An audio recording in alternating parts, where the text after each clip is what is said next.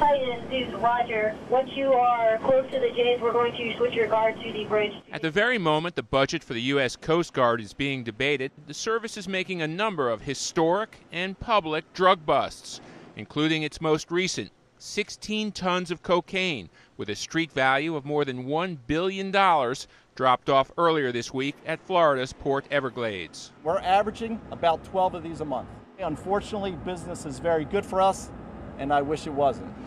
The Coast Guard and a number of lawmakers from both parties argue it is a vital part of any border security plan. The Coast Guard plays a critical role in really pushing our borders as far offshore as possible. We recognize threats that come in all different forms of illicit trafficking. We want to interdict those threats before they reach our shores. They're going to take station, and then we're going to go ahead and launch the helo. Take signals from the LSO, green deck.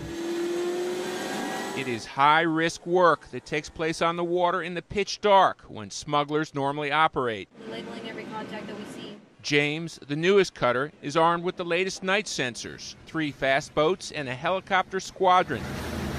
On its maiden voyage, the 126-person crew captured 17 separate vessels, most of them bulk carriers of cocaine, all in just 26 days at sea.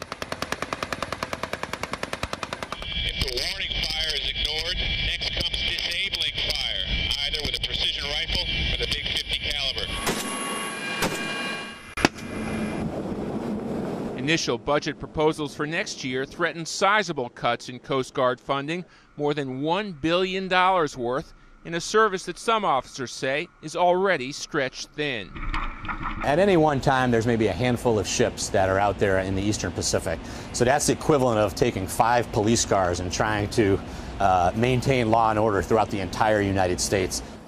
Several House members are pushing to restore funds for a new Coast Guard cutter at a cost of $500 million. In Miami, Steve Harrigan, Fox News.